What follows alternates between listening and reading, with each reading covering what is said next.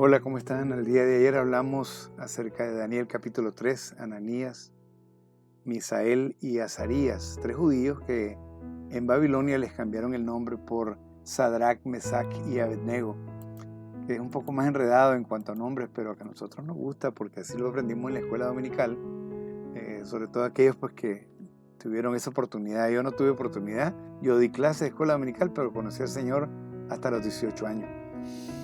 Aquí el rey hizo una estatua de oro y estos muchachos se pararon firmes diciendo: nosotros no vamos a arrodillarnos a una estatua de oro. Y usted lo sabe muy bien, señor rey.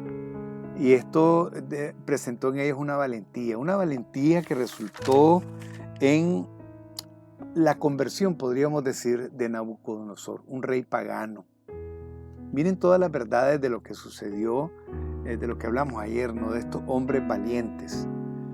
Primero sabían en quién habían creído, sabían que Dios estaba del lado de ellos y sabían cuál era la ley de Jehová. Y en su palabra el Señor dice: bienaventurado el varón que no anduvo en consejos de malos, ni en silla de escarnecedores se ha sentado, ¿verdad? Entonces, ni con pecadores se ha juntado. ¿Por qué? Porque esta es la forma en que nosotros agradamos a Dios. Dios se agrada de aquellos que leen su palabra para entender qué es lo que a Él le gusta. Y muchos de nosotros no gustamos de la Biblia. Y cuando leemos la Biblia, la leemos con el razonamiento de lo que hemos escuchado en algún mensaje de algún pastor o de algún predicador, y no verificamos la información que nos están dando. Y esto es bien importante. Sadrach, Mesach y Abednego sabían en quién habían creído, número 1. Número 2, confiaban en Él plenamente. Esto quiere decir de que ninguna de las palabras que Dios había dicho de protegerlo a ellos, como en el Salmo 91, caerán a tu lado 1000 y 10.000 a tu diestra, mas a ti no llegarán. Eso estaba en la mente y el corazón de estos muchachos seguramente. O sea, no lo estoy afirmando, lo estoy suponiendo. Todos estos salmos que ellos cantaban, los salmos graduales que hacían los peregrinos cuando llegaban a Jerusalén, ¿verdad? 15 de estos salmos representaban 15 gradas, ¿verdad? Y entonces iban subiendo una grada para entrar a Jerusalén y iban cantando estos salmos. Entonces ellos tenían desde muy chiquitos ya conocimiento de la palabra de Dios, y entonces ellos confiaban en el que había prometido, porque todo lo que Él había prometido, eso Él lo cumplió.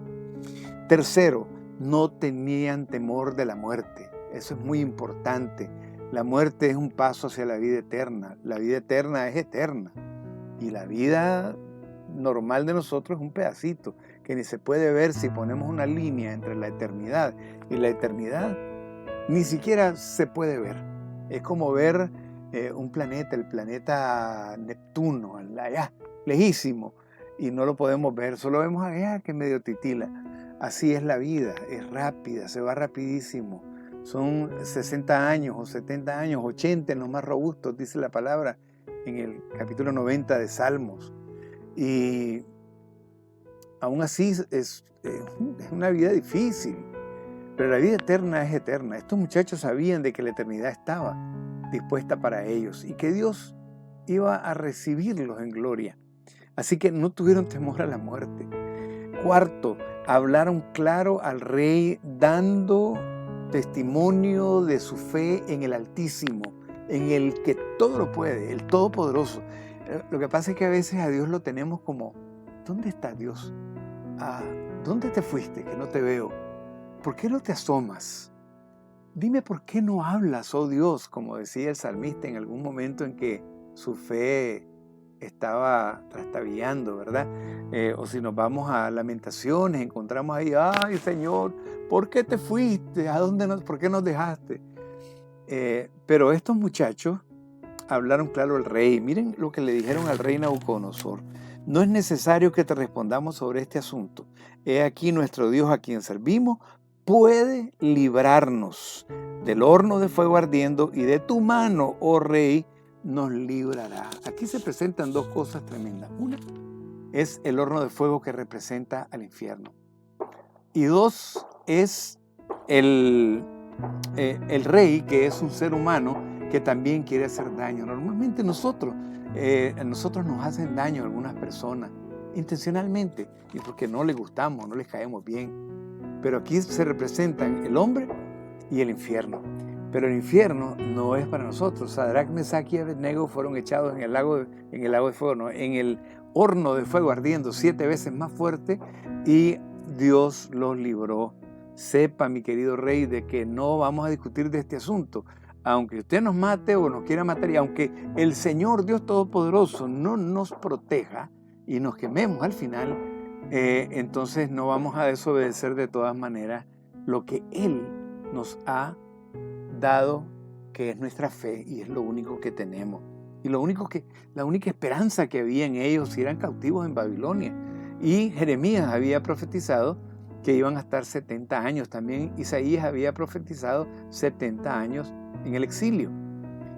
Ahora, número 5, eran valientes siervos de Dios. Valientes. Ellos no eran hombres que tenían temor a otros hombres. No tenían temor a nada prácticamente. ¿Por qué? Porque supuestamente, si vamos atrás, ¿verdad? En el número 2 que les dije, mi versículo, en ese dice, confiaban en Dios plenamente, confiaban en Dios plenamente. Número 6, Dios los salvó. ¿Y por qué digo que Dios los salvó? Porque cuando Nabucodonosor miró hacia el horno, miró que habían 4, y no eran 3, eran 4. ¿Por qué el cuarto dice, yo lo veo como la cara de los dioses, o del hijo de los dioses? Esa era la costumbre de ellos, que habían muchos dioses, ¿verdad? Sin embargo, era el Hijo de Dios, el Altísimo, el que aún no había nacido, aquel que se le presentó a Josué con una espada desenvainada, y Josué le preguntó, bueno, ¿sos de los nuestros o sos de los contrarios? Y él le dijo, soy el ángel de Jehová y vengo de parte de Jehová de los ejércitos para ayudar a tu pueblo. Y aquí encontramos que Jesús tuvo muchas apariciones. Se le apareció a Abraham, y Abraham lo recibió y le dio de comer inclusive. Y Abraham tuvo la oportunidad también de gestionar un perdón para Sodoma, antes de que Señor, vas a destruir a los buenos con los malos en Sodoma. Si hay 50 buenos, si hay 40 buenos, si hay 30 buenos, si hay 20 buenos, si hay 10 buenos. Y el Señor dijo, si hay 10 buenos, yo perdono a toda la ciudad. Pero no había ni uno. Bueno, solamente estaba Lot.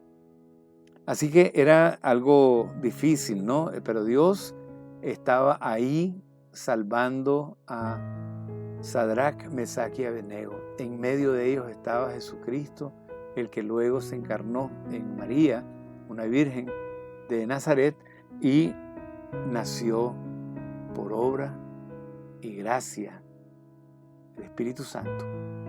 Así que imagínense ustedes qué maravilla, ¿no? Cómo encontramos en la Biblia a Cristo desde el principio, desde Génesis. Está ahí, y el apóstol Pablo lo relaciona, habla del primer Adán y el postrer Adán. El primero fue el que cayó en pecado, pero el postrer Adán, que es Cristo Jesús, representando a toda la humanidad, porque uno representó a la humanidad cuando cayó en pecado, y todos cayeron en pecado, porque eso es lo que la Biblia dice, que como el pecado entró por un hombre, ya, entonces la muerte, ¿verdad?, entró. Pero así como el pecado entró por un hombre también el pecado salió, que es Cristo Jesús. Bendito sea su santo y glorioso nombre. Nabucodonosor, número 7. Nabucodonosor reconoció que Dios era el único que podía librar. ¿Quién es aquel Dios que salva a sus hijos de un horno ardiendo y que ni siquiera hay olor a humo en sus vestidos? Solamente nuestro Dios. Qué cosa más grande. Yo cuando miro estas cosas, yo digo, bueno, gloria al Señor, ¿verdad? Así que en el Señor la obediencia es importante, pero en el Señor la desobediencia también es importante cuando se trata de obedecer primero a Dios antes que a los hombres. Quiero dejarlo con una nota también que anoté aquí, ¿verdad? Entre los hombres valientes nosotros vemos a David, por ejemplo, enfrentándose a Goliat. Él dijo, yo he estado peleando con leones y con osos, con tigres y con qué sé yo qué. Y ahí los he vencido para quitarle de las fauces de su boca, ¿verdad? A las ovejas, porque era un pastor de verdad y estaba equipado, ¿verdad? Para decir estas cosas, porque él decía, yo puedo vencer a ese gigante. Y todo el mundo se reía de él. Pero una simple piedra, aunque no fue la piedra, sino el poder de Dios, ¿verdad? Y el pulso que puso el Señor en David, lo que hizo que el gigante cayera. Y luego, una vez que cayó aturdido, David le cortó la cabeza. Y ahí fue donde murió Goliat. Pero este valiente tuvo miles de problemas. Se enfrentó a su suegro por años. Y el suegro no lo quería porque se dio cuenta que él era la persona a quien Dios había escogido como sucesor de él y no a su hijo Jonatán, porque él había caído en pecado. Ahora, si nosotros vamos a lo que estuve hablando al final del mensaje de ayer, ¿a qué le tenemos miedo nosotros? Pablo mencionó tantas cosas. Dice, he pasado por hambre, he pasado por persecución, me han apedreado, me han tratado de matar varias veces. ¿Cuántas cosas no había sufrido Pablo? Y no se estaba quejando cuando lo está diciendo, sino que se está enorgulleciendo de poder tener la oportunidad de sufrir por aquel que nos creó a nosotros, el que dio su vida en el Calvario por él. Cuando entendemos la palabra de Dios, recibimos a Cristo en el corazón y nos volteamos al Señor, debemos de creer en Él y nuestra fe tiene que ser absoluta. Dios no quiere nada a medias, Dios no quiere cristianos medio cristianos. Dios quiere creyentes verdaderos y fieles, fieles a creer en su palabra, a ser valientes en el Señor. A que si te dicen evangélico loco, bueno pues, ya, si uno se hace loco, pues esa es otra cosa, ¿verdad? Porque hay hermanos que realmente están medio locos, están chiflados. Y a veces les gusta que le digan loco, pero Pablo hablaba de la locura en el sentido de que los israelitas conocían la ley. Y cuando te salías del marco de la ley, te considerabas una persona que no tenías la cabeza bien puesta sobre tu cuello. Entonces, aquí encontramos nosotros una riqueza maravillosa, ¿no? Que nosotros sabemos que los valientes son aquellos que hablan de la verdad cuando tal vez no deben. No quieren, pero deben. Y a veces no lo hacen. Cuando no lo hacen son cobardes. Porque a veces Dios nos pone en un bus al lado de una persona que va quedita, no dice nada, ni siquiera vuelve a ver a nadie, pero podemos darle un folleto. Vamos en un taxi y no tenemos el honor de hablarle a un taxero, porque es un honor hablarle a alguien, porque estamos representando a aquel que murió por nosotros, el que dijo que estaría con nosotros todos los días hasta el fin del mundo, aquel que es digno de toda gloria, de toda honra. Yo le invito a usted a que sea valiente, hermano.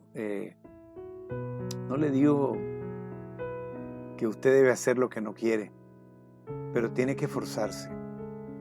El Señor le dijo a Josué, mira que te mando, que te esfuerces y que seas valiente. Josué 1:9, todos lo sabemos. No temas ni desmayes porque Jehová tu Dios estará contigo por donde quiera que vayas.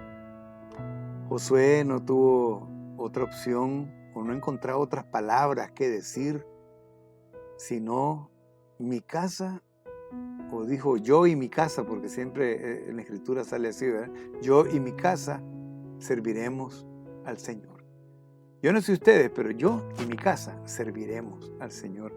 Eso es ser un hombre valiente, una persona que viene de un mundo perdido y encuentra la luz del mundo. Una persona que estaba perdida y que no tenía familia y que encuentra que en Cristo Jesús es posible recuperar la familia.